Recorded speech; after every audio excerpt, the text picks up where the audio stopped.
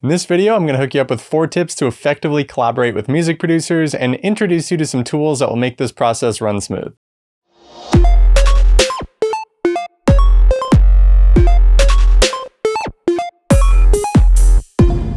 Hello, my name is Charles Hoffman from blackghostaudio.com. Welcome to another video. If this is your first time here and you want to learn how to produce better music fast, start now by subscribing and clicking the bell so you don't miss out on tips, tutorials, and gear roundups. First, a quick word about the sponsor of this video, which is DistroKid. DistroKid is the music distributor that I use to place my music in online stores and streaming services like Spotify, iTunes, Amazon, Tidal, TikTok, and YouTube. The reason I use DistroKid is because it lets me upload unlimited albums and songs each year for just $19.99, as opposed to other music distributors that charge $9.99 per year per song, which can start to add up. You also get to keep 100% of your earnings, and you're paid monthly, which is super convenient. Your music shows up in stores 10 to 20 times faster than any other distributor. You can distribute cover songs legally, which is really unique, and there's some other cool perks that come along with using DistroKid, such as an instant Spotify verified checkmark and a YouTube official artist channel. If you want to sign up for DistroKid, I've included an affiliate link down below that will get you 7% off your first year's membership and provide Black Ghost Audio with a small commission. So using this link is a great way to save a bit of money and help support the channel. Whether you're planning to work with another music producer in person or remotely, there are a couple things you'll want to take into consideration before deciding who you want to partner up with. You want the person you're thinking about collaborating with to bring a unique skill set to the table. They could specialize in a different genre, play a particular instrument, or they may be extremely tech savvy and capable of producing high quality mixes and masters. If they have nothing of value to offer, it's probably not worth investing your time in a collaboration with them. Tackling this from the opposite perspective, you need to provide something of value to the other producer as well. Let's say you message someone online and tell them you want to collaborate on a track. Why do they want to work with you? Well, maybe you can lay down an awesome guitar solo, or perhaps you can get the collab placed on a huge Spotify playlist if they work with you. When you reach out to another artist and after you introduce yourself, it's okay to be upfront about what you can do for them. I recommend that you contact other producers at a similar level in their production career as yourself. It's not uncommon for new producers to be disgruntled that the more experienced producers in their city don't want to work with them. I understand how frustrating this can be, but when you stick someone who's been producing for a couple of months in a room with someone who's been producing music for over 10 years, there's going to be a huge skill level gap, and this often turns into a one-on-one lesson rather than a collaborative songwriting effort. In a big city, you'll probably have no trouble finding someone willing to work with you, but if you live in a small town, you may be the only person producing music. In this case, the internet is your friend, and you should use it to its full potential. To learn more about networking locally as well as online, you can check out an article I wrote called How to Network in the Music Industry, which I've linked to down below. One of the things I was taught when I went to school for music production was that you should create music freely and not worry about the results. This is also something that I just never got on board with because it's completely counterproductive if you're trying to create music with a purpose. Setting a clear songwriting goal helps avoid churning out music that sounds like how a 3-year-old's finger painting would look, just lacking identity and a clear direction. If you're contracted to work with another producer to create a love song for a record, then you absolutely need to establish how this track is going to come together. Do you have reference tracks? Are you working with a vocalist? What genre will the love song fall under? Is it going to be a happy song or a sad song? These are all the types of questions you need to ask. Once you come to a conclusion, it becomes possible for you and the producer you're collaborating with to work towards a common goal. You need to be able to articulate your interests to the person you're working with. This might mean providing them with reference songs or pinpointing certain emotions that you'd like to make listeners feel. Having a goal in mind will allow you to call a project to an end as well. At a certain point, the two of you need to be able to listen to the song and say, okay,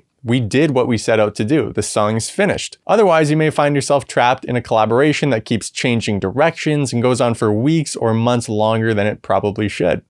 Once you've found the right producer and decided upon a direction for your song, you need to figure out how you're actually going to go about working together. You start a track in your DAW, and now what? How do you send this producer the project? Do you email it to them? And are they even using the same DAW as you? Let's cover the best case scenario first and assume that both of you are writing music with the same DAW. Splice Studio allows you to automatically back up all the DAW sessions on your computer to Splice's cloud storage, which gives people who you add to the project the ability to open your project on their computer. Once they've contributed contributed to the project and saved their work, it's uploaded to the cloud as a new version. Splice is great because it allows you to refer back to older versions of project sessions if the person you're working with takes the track in a direction that you don't like, or if you veer off course yourself. Even if you aren't working with anyone, Splice is a great way to back up all your projects online for free. Now let's assume that the two of you are using different DAWs. You're gonna have to bounce each other's stems. Stems are just rendered audio files of each track in your session, so you'll end up sending a folder containing a bunch of audio files over to the person you're working with, and they'll import those files into their DAW. It's the size of these files that will present an issue and make emailing them out of the question. Most mail clients don't let you send files over a certain size. Two of the most common workarounds include saving your files to a cloud storage service like Dropbox or Google Drive, and then sharing the download link with the person you're collaborating with. The alternate option is to use WeTransfer to send them files up to 2 GB in size for free. Most DAWs have an option on the export screen that allows you to bounce individual tracks as opposed to the master track. When you do this, make sure that you bypass processing like sidechain compression so that the person you're working with can freely cut and rearrange audio files. If you bounce a bass track that's ducking when the kick hits, the person you're working with will be able to rearrange the kicks, but the bass will now duck at inappropriate times. The main problem that working with stems presents is that you won't be able to edit MIDI arrangements. You can still cut and transpose audio clips, but this can be tedious. If you live in the same city as the person you're collaborating with, meeting up with them will allow the two of you to construct a song together within the same session and bypass the challenges of working remotely. Some people will thrive working face-to-face with you in the same room, while others prefer to hammer away at a project you send them on their own. From my experience, it's primarily musicians who are most comfortable working in the same room as others. There tends to be much more spontaneous musicality that occurs as opposed to working with someone who approaches music from a programming perspective. Computer-based producers may offer a lot in terms of synthesis and sound design though. Neither method of creating music is necessarily better than the other, you just tend to end up with different results.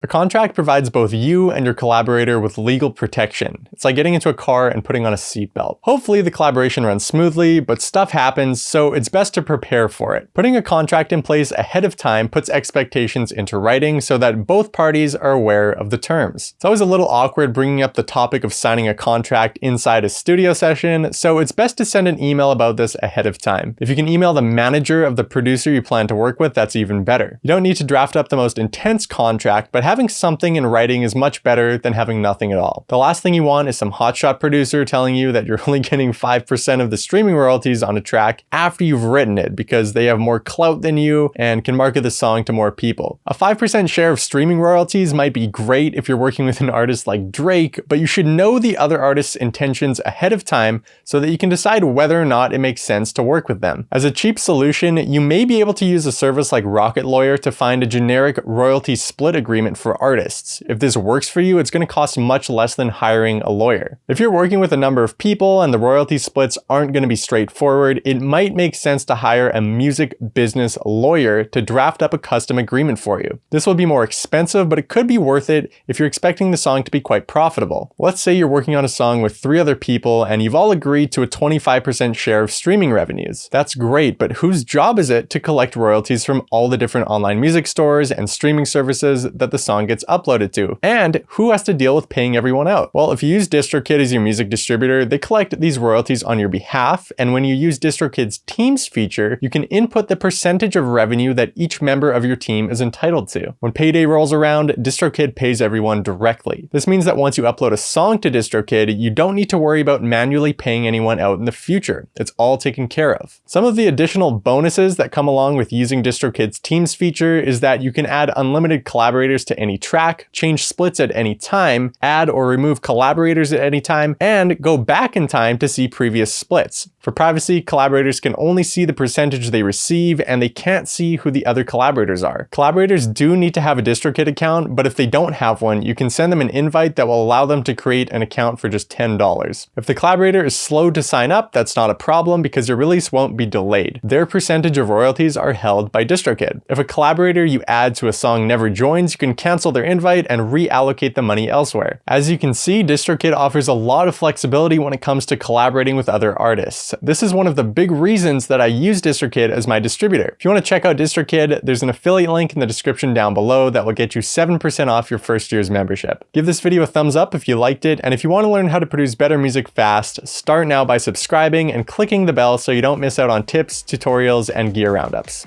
Thanks for watching, and I'll see you next time. dark regrets.